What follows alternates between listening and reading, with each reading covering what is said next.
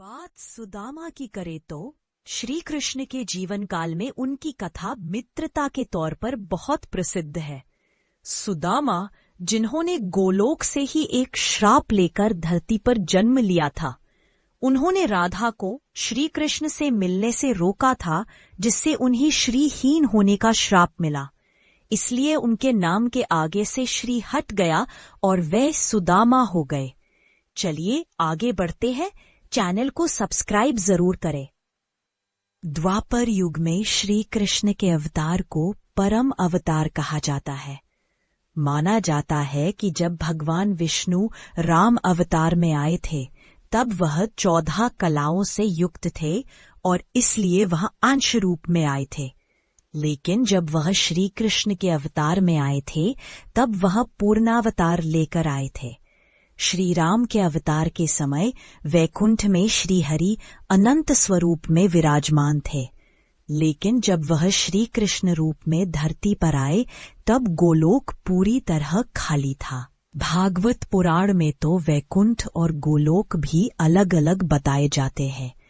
गोलोक भगवान श्री कृष्ण का निवास स्थान है, जहां वह श्री राधा रानी एवं अन्य गोपियों के साथ निवास करते हैं। श्री राधा जी की सखियां ललिता, विशाखा, कालिंदी आदि वही साथ ही निवास करती हैं। इसके अलावा श्री कृष्ण के भी कई बाल सखा और गोप जैसे मनसुखा, श्रीदामा, मधुमंगल, सुबाहु, सुबल, भद्र, सुभद्र, मणिभद्र, भोज आदि भी उनके साथ गोप क्रीड़ा करते हैं। कहते हैं कि श्रीदामा ही एक श्राप के कारण मृत्यु लोक में सुदामा बनकर आए थे। श्री कृष्ण से उनकी मुलाकात गुरु सांदीपनी मुनि के आश्रम में हुई थी। आज यह आश्रम उज्जैन तीर्थ में आता है। गोलोक में महारास, गौचारण, गोसेवा होती है और भगवान के वे भक्त जो उनमें ही रम जाते हैं, वह शरीर त्याग करके आत्मा के स्वरूप में गोलोक में ही निवास करते हैं। वैष्णव संप्रदाय के मानने वाले श्री हरिविष्णु से भी बड़ा श्री कृष्ण को मानते हैं। इसलिए कृष्ण और विष्णु के कई नामों में एक जैसा साम्य देखने को मिलता है। इन नामों में विष्णु, राम और कृष्ण सहित इनके कई अवतार समाहित हो जाते हैं। इसकी एक बानगी देखिए। राम राम कहूँ बारंबारा, चक्र सुदर्शन है रखवारा। 1950 के दशक वाले दौर में अनासक्ति योग के प्रणेता और महान विचारक आचार्य विनोबा भावे ने जब भूदान यज्ञ का जन लोकहितार्थ आंदोलन शुरू किया, तब उन्होंने इसी दोहे को अपने प्रण और प्रतिज्ञा की शक्ति बनाया। वह गांव-गांव इसी दोहे की प्रेरणा लेकर गए और लोगों से जमीन का दान करवाया। वह कहते थे कि यह सारी भूमि तो गोपाल ईश्वर की है, इसमें क्यों अटक रहे हो? जिसके मन में अटक है वही यहाँ अटका रह जाता है। इसका असर यह रहा, बड़े बड़े जमींदारों ने अपने कब्जे के बड़े बड़े भूखंड छोड़ दिए। वैष्णव संप्रदाय मानता है कि श्री कृष्ण ही परब्रह्म है और उनका निवास स्थान गोलोक धाम है। गर्ग संहिता व ब्रह्म पुराण में यह बात बड़ी सुंदरता से कही गई है। इसी गोलोक से श्री कृष्ण के ही साथ धरती पर अंश रूप में आए थे श्रीदामा। हालांकि ऐसे भी तर्क और संदर्भ दिए जाते हैं कि श्रीदामा और सुदामा अलग अलग थे, लेकिन दोनों ही गोलोकवासी थे। ऐसा मानने में कृष्ण भक्त कवियों के बीच कोई मतभेद और दो राय नहीं है। बात सुदामा की करे तो श्री कृष्ण के जीवन काल में उनकी कथा मित्रता के तौर पर बहुत प्रसिद्ध है। सुदामा, जिन्होंने गोलोक से ही एक श्राप लेकर धरती पर जन्म लिया था, उन्होंने राधा को श्री कृष्ण से मिलने से रोका था, जिससे उन्हें श्रीहीन होने का श्राप मिला। इसीलिए उनके नाम के आगे से श्री हट गया और वह सुदामा हो गए। सुदामा के साथ यह भी कहानी जुड़ी है कि उन्होंने लालच में श्री कृष्ण के हिस्से के चने भी खा लिए थे, इसीलिए वह जन्म जन्मांतर के गरीब हो गए। हुआ यूं कि कंस वध के बाद जब मथुरा में शांति स्थापित हो गई, तब वसुदेव को अपने पुत्रों श्री कृष्ण और बलराम की शिक्षा की चिंता हुई। इस कार्य के लिए महर्षि गर्ग ने उज्जैन के रहने वाले सांदीपनी मुनि का नाम सुझाया। श्रावणी के पावन मुहूर्त में कृष्ण और बलराम मुनि सांदीपनी के आश्रम में भेज दिए गए। दोनों बालकों की शिक्षा और अध्ययन सुचारू रूप से चलने लगे। एक तरफ गुरु मुनि सांदीपनी वेद वेदांत के रहस्य समझाते थे, तो गुरु माता सभी शिष्यों को आत्मनिर्भर बनाती थी। ऐसे ही एक दिन कुछ ऐसा हुआ कि रसोई के जलावन के लिए लकड़ियां नहीं थीं। सावन भादों का समय था। गुरु माता ने आदेश दिया कि कृष्ण सुदामा, तुम दोनों वन को चले जाओ और रसोई के लिए लकड़ियां बटोर लाओ। कृष्ण और सुदामा जब चलने को हुए तो माता ने रोक कर कहा, अरे रुको, लो ये चने लेते जाओ, वर्षा का समय है, न जाने कितनी देर लगे। ऐसा कहते हुए माता ने आले में रखी एक पोटली उठाकर दे दी। सुदामा ने गुरु माता से वह चने लिए और अपनी कमर में पोटली बांध ली। कृष्ण सुदामा की कहानी का सारा रहस्य इसी चने की पोटली में है। दोनों मित्र जब वन में पहुंचे तो लकड़ियां बीनते बीनते कुछ देर हो गई। गरज धमक के साथ वर्षा भी होने लगी। कृष्ण सुदामा ने आसपास एक एक पेड़ का आसरा लिया और बारिश रुकने की प्रतीक्षा करने लगे।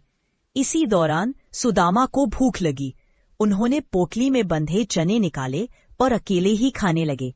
जब चने खाने की वजह से दांतों से कट कट की आवाज आती थी, तब कृष्ण ने पूछा कि अच्छा सुदामा, अकेले अकेले चने खाए जा रहे हो? इस पर सुदामा ने कहा, नहीं मित्र, वर्षा हो रही है तो ठंड बढ़ गई है, इससे मेरे दांत किटकिटा रहे हैं। कृष्ण ये सुनकर मुस्कुराने लगे।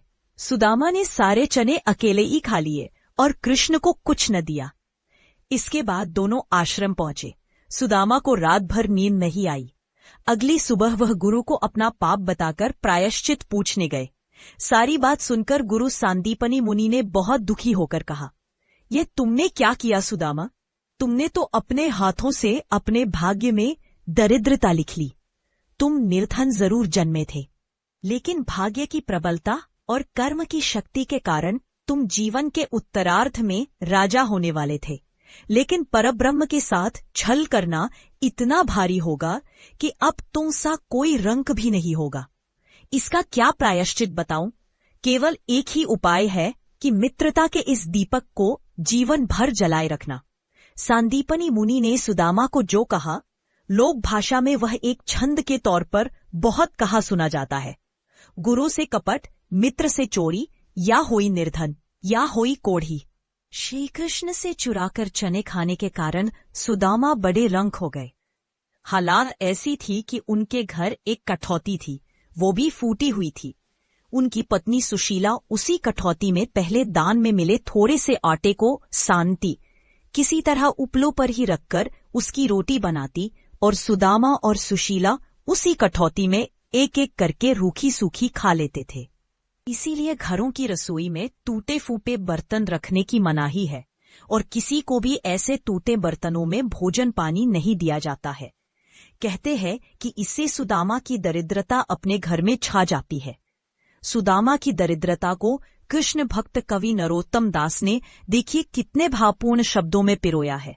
कोदो सवा जुरतो भरी पेट, तो चाहती ना दधी दूध मठौती, सीत बितीतत जौ सिशियात है, हों हठहती पे तुम्हें ना हठौती, जो जनती ना हितु हरीसो तुम्हें, काहे को द्वारिका पेली पठौती, या घरते ना गया कबहू पिए, तू तो तवा अरु फूटी कठौती।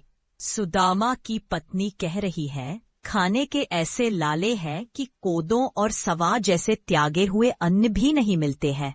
वही मिलते रहते तो मुझे दही दूध मट्ठा की भी लालसा नहीं होती। मैं सिसियाकर कांप कर ठंड का मौसम भी काट लेती। अगर मैं अपने बच्चों की माता न होती तो तुमसे क्यों ही कुछ मांगती।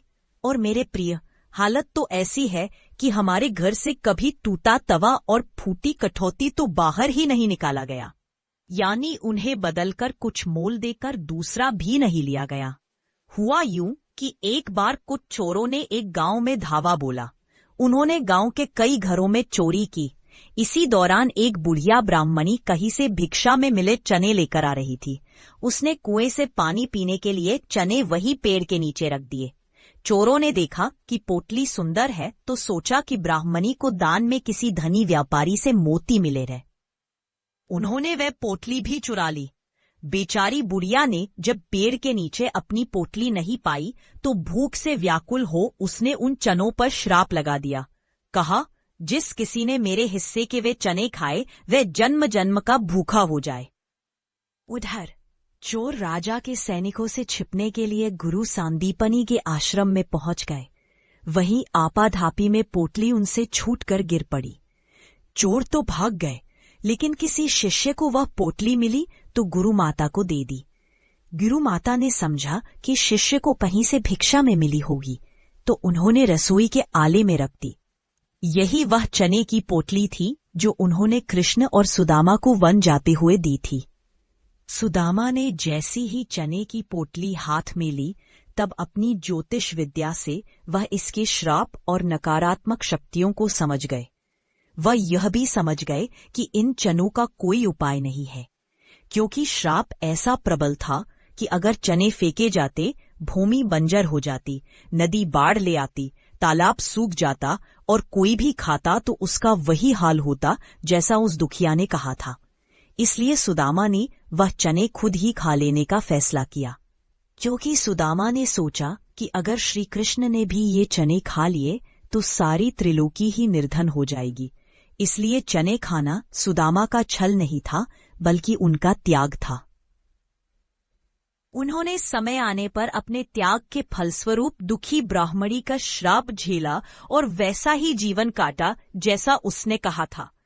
फिर जैसा कि गुरु ने कहा था कि जीवन के उत्तरार्ध में वह राजा हो सकते थे, तब सही समय आने पर वह अपनी पत्नी के बहुत कहने पर द्वारिका गए थे।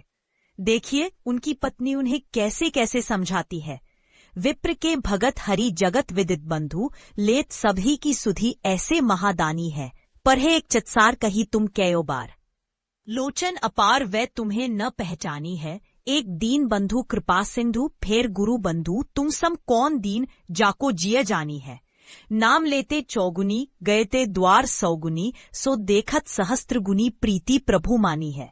हरि यानी कृष्ण को ब्राह्मणों के प्रिय बंधु है। वह ऐसे महादानी है कि सभी की सुधि लेते हैं। और आप तो कई बार कह चुके हैं कि गुरु आश्रम में आपने एक ही थाली में भोजन किया है और चटखारे लिए हैं। फिर तो उनकी दुनिया को देखने की कई आंखें हैं, वह तुम्हें कैसे नहीं पहचानेंगे। एक तो वह दीन बंधु, फिर वह कृपा करने वाले कृपा सिंधु, और आपके तो गुरु बंधु यानी गुरु भाई है, तो वह तुम्हारे सिवा किसका भला करेंगे।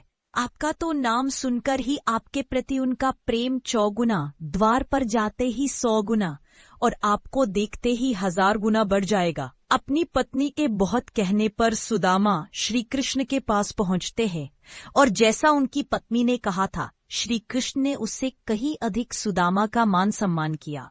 वह रोते बिलखते दौड़ते हुए द्वार तक नंगे पांव आए और सुदामा को गले से लगा लिया।